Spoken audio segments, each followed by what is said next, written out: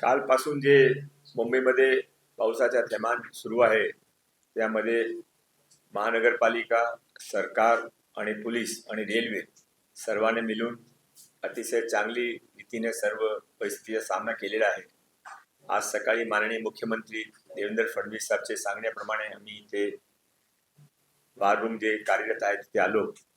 आता war room मध्ये आपण बघू शकता की सर्व स्थिती नियंत्रणामध्ये आहे. सर्व अधिकारी जागावर आहे, पोलीसचे अधिकारी पण आहे, महानगरपालिकाचे आहे, पण रेल्वे पण आहे. साधारण त्या एकाच अपवाद सोडला तर रेल्वे पण सर्व ठिकाणी सुरू आहे.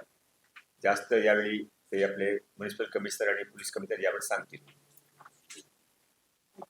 गेल्या 48 तासापासून मुंबईमध्ये मोठ्या प्रमाणावरती पाऊस चालू आहे. रेड अलर्ट देखील जाहीर करण्यात आलेला आहे आणि त्याचा विचार करून आपण काल सर्व शाळा, महाविद्यालय, शैक्षणिक संस्था यांना सुट्टी जाहीर केली होती. आज शासनाशी सल्लामसलत करून आपण सर्व शासकीय कार्यालय, निमकार्यालय, निमशासकीय कार्यालय यांना देखील सुट्टी जाहीर केलेली आहे आणि खाजगी कार्यालयातल्या लोकांना देखील आवाहन केलेलं आहे की शक्यतो वर्क फ्रॉम होम करावं आणि कार्यालयामध्ये येऊ नये, जेणेकरून वाहतुकीवरचा ताण कमी होईल. गेल्या 24 तासामध्ये बऱ्याच ठिकाणी 300 मिलीमीटर पेक्षा सुद्धा जास्त पावसाची नोंद झालेली आहे आणि एवढ्या मोठ्या प्रमाणावरती पाऊस असताना देखील आपली सर्व यंत्रणा, मुंबई महानगरपालिकेची यंत्रणा, पोलिसांची यंत्रणा, रेल्वेची यंत्रणा, NDRF हे सर्वजण त्या ठिकाणी कार्यरत आहेत. ज्या ज्या ठिकाणी पाणी जमा होतंय त्या त्या ठिकाणी पंप लावून जवळपास 256 पंप आपले या ठिकाणी कार्यरत आहेत आणि आवश्यकतेप्रमाणे त्यांची संख्या कमी अधिक होत असतील. या वेळेला सध्या मध्य रेल्वे, पश्चिम रेल्वे ही वाहतूक सुरळीत चालू आहे.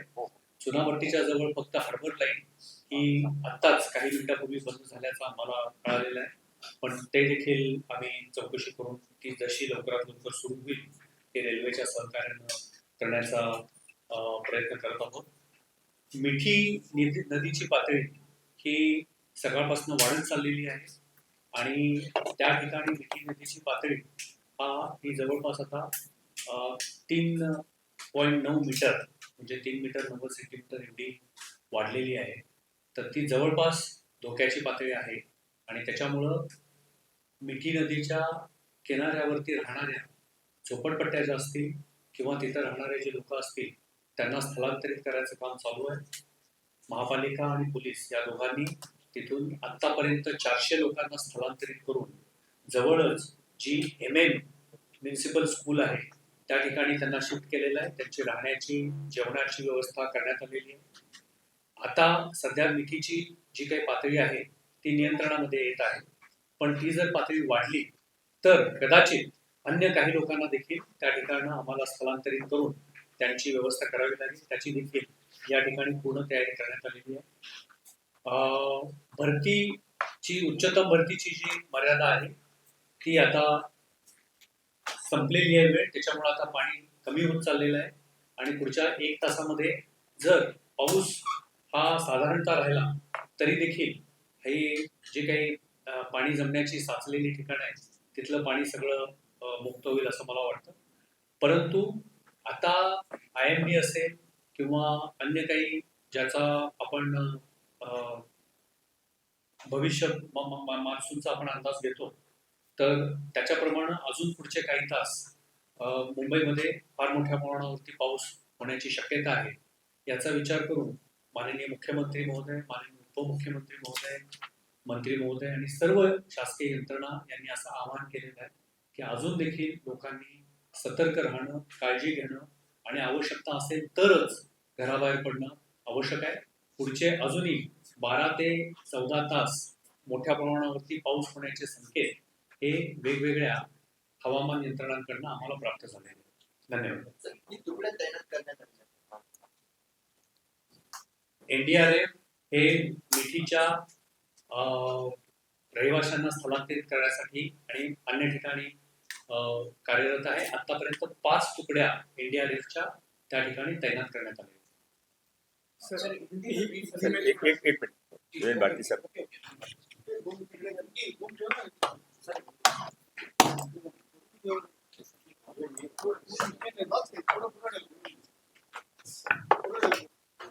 कालपासून चालू असलेल्या पावसाची स्थिती बघून मुंबई पोलिसांनी बृहन्मुंबई महानगरपालिका व इतर सर्व एजन्सीशी संपर्क साधून व्यवस्थित बंदोबस्त लावलेला होता. त्यामुळे सामान्यांना थोडीफार अडचण झाली, पण ते व्यवस्थितपणे बंदोबस्त असल्यामुळे त्यांना वेळेच्या आत आपण रोड डायव्हर्ट करून आणि इव्हॅक्युएट करून योग्य ठिकाणी पोहोचवलं. आणि विशेषकर लहान मुलं वगैरे जे सकाळी होते अडचणीत सापडलेले त्यांना व्यवस्थित घरपोच केलं.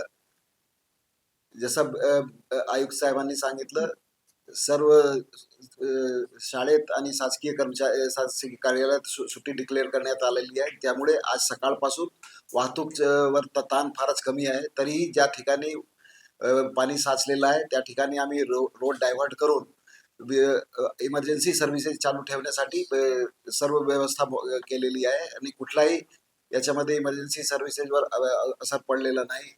पुढच्या येणाऱ्या काळात आता मिठी नदीच्या काठीत राहणारे जे लोक आहेत त्यांना इव्हॅक्युएशनची प्रोसेस चालू आहे. त्याच्यामध्ये सर्व यंत्रणा मिळून काम करत आहे. आणि कुठलाही याच्यासाठी आम्ही आमचे पोलीस कंट्रोल रूम आणि महानगरपालिका जे कंट्रोल रूम आहे त्याच्यावर सर्व सुविधा उपलब्ध करण्यात आलेली आहे. कुठल्याही नागरिकांनी काही जर विचार केला, पूछ केली तर त्यांच्याकडे घरपोच आम्ही तिथपर्यंत माहिती पुरवण्यापासून ते काही वस्तू पुरवण्याचं काम ते पण चालू आहे पोलिसांच्या मार्फतीने.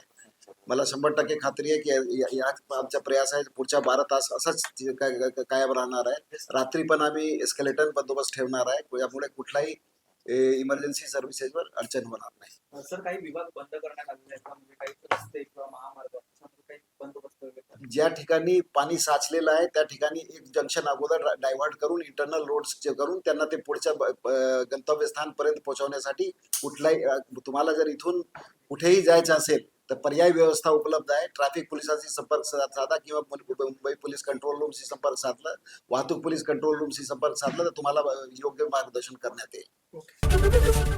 एबीपी माझा, उघडा डोळे बघा नीट.